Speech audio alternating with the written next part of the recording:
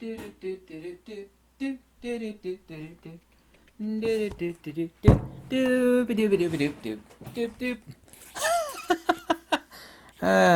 anticipating eating this carrot. You know what a carrot is?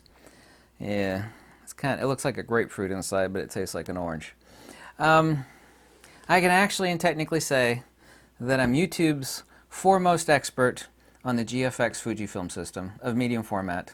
Totally in love with it. I've owned all the cameras, still own 2 of them. I don't need 3. Limited details in the new GFX that's coming out, GFX100.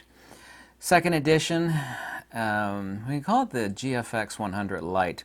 Essentially, we're actually talking, and I was right, there's a video from a few months ago where I said the new GFX camera would be $6,000. I assumed it would be a pared down GFX100. Essentially, the new GFX100, in a crude fashion, is exactly like an XS10 versus an XT4. You know, simpler, doesn't have a vertical grip. Here's some of the details I could report on the, some of which, of course, you already know. Same sensors, the GFX100, 102 megapixel backside illuminated sensor. In an IBIS assembly, obviously so. It's supposed to look something similar, but not exactly the same, but roughly, you know, kind of like if you blur your eyes. Similar to the XS10, yes. Everybody, of course, is reporting that the new GFX 100s, or whatever exact designation is they're going to give it, will be smaller than the GFX 50s was, which I happen to own for quite a long period of time. But obviously it's going to be smaller. The reason for that is the bump for heat dissipation that was on the back, a huge bump, kind of like the Hunchback of Notre Dame, is not going to be present. I have heard that it might have a fully articulating screen. I don't know if it's going to have a tilting screen or not. I actually can't confirm that, so I don't know, so I won't speculate on that. I was certain, and seems to be true, that the EVF viewfinder is going to be in place like it is on most Fujifilm cameras, so it's not going to be a clickable, removable with a tilt swivel adapter like the GFX50s and the GFX100, so it's going to be an in-place electronic viewfinder. Basically, it's going to look crudely like a large XS10, which I should have brought that camera out. I have the XS10. That's basically the XT40. People can call it the XS10 all they want. It's essentially an XT40. I assume you know what the XT40 is. So it's $6,000, so $500 less than the GFX50s was when it was announced and came out at $6,500. It's going to be announced here in 3 weeks at the end of January for release for some time in March, presumably. I don't know that. I know it's going to be announced here at the end of January. I'm excited for that. I've actually, as about a week and a half ago roughly, I told everybody it's going to be a $6,000 camera, and I had a lot of feedback, people saying that's exactly what they're waiting for. An inexpensive 102 megapixel BSI sensor, medium format camera. It will obviously use the exact same battery as the GFX 100 and 50R, which is my favorite camera of all time, period, not just medium format. Yes, the GFX 50R is my favorite camera of all time, period. Never going to sell it. It's one camera I've been waiting for forever and ever and ever. Don't care that it's 51 megapixels. I don't care that it doesn't have fast autofocus. Don't give a hoot in hell that it does not have fast autofocus. I'm totally in love with medium format. By the way, this is something I myself and nobody else, as I keep holding this Cara orange, you should call it an orange, right? It's an orange variant. Nobody mentions, including myself, is that the only people that don't want a medium format camera are those people that are lying to themselves and or to others.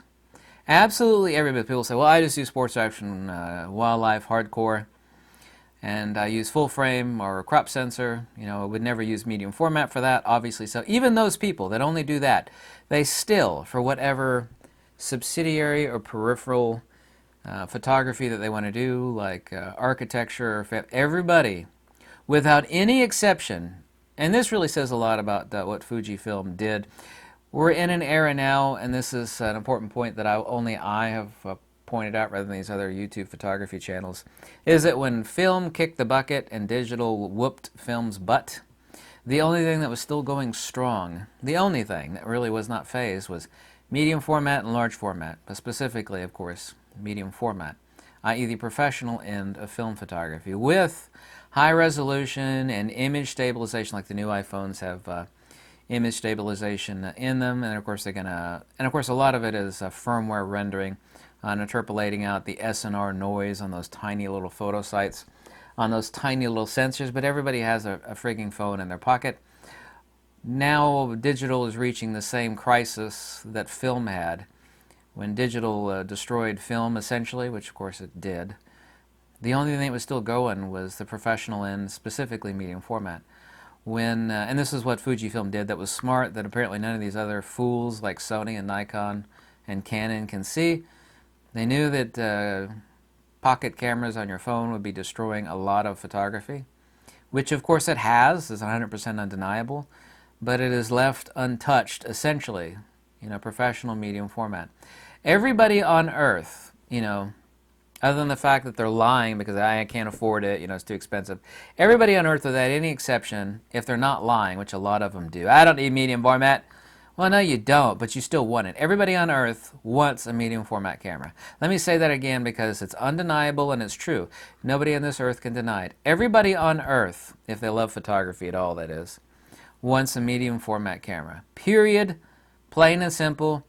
No 50, 60 megapixel iPhone or Android camera with IBIS is going to replace it. When you show a medium format image like on a 4K or 5K 27-inch display like I have in my back room back there for photo editing, they're absolutely jaw-dropping and incredible. Everybody wants a medium format camera. Fujifilm saw that. I was the first person to jump on the bandwagon. I'm a huge medium format fan. So that's the information. Here we got basically 3 weeks till the announcement of the GFX100s. I assume they're going to call it the S. Doesn't really matter what the heck they call it, obviously. So, conventional EVF viewfinder. Look very similar to a large XS10. Same sensor as the GFX100, exactly the same, with IBIS Mech. No vertical grip capability, exact same battery.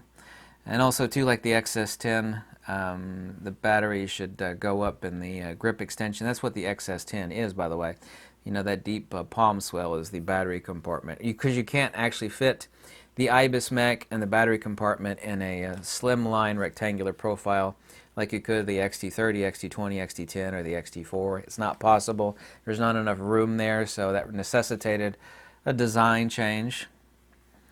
And makes it actually a very functional design change, since you can't fit it all in there, and you actually end up with a large hand swell grip that most everybody loves. So I actually can't wait for it. So that's 3 weeks away on the announcement of that camera for release, and sometime in March and April. Of course, that depends on supply chain issues, however many of those are, due to what's going on in the world, which is absolute craziness, of course. So huge fan of GFX Fujifilm medium format.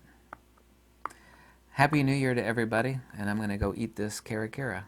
Yeah, they're so sweet and tasty. Ugh, wonderful. Thanks for watching. I'm still recovering from the hypothermia that I had earlier this week that it felt like it was going to kill me. That was actually quite painful. And I had a really wonderful out-of-body experience.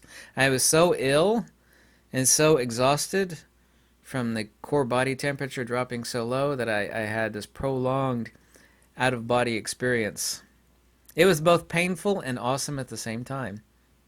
I don't know if that's translatable, but I'm sure some people would understand that. It was both horrible and awesome. It was mostly horrible, though. Thanks, goodbye. Wait for it. Wait for it. Fujifilm. I love Fujifilm. I love the crap out of Fujifilm, too. Everybody says, I gotta do one last thing. Everybody says, well, you love Fujifilm so much. You just keep bragging about Fujifilm. Because Fujifilm, in the past 5 or 6 years, has done all the stuff that none of these other camera companies, including Nikon, did. Brought out cheap medium format, affordable, great, awesome medium format, and brought out, these are going to come out with a monochrome camera. I don't know when that's going to be. Soon, though. I know they're working on a monochromatic camera. They're doing everything else that nobody else is doing.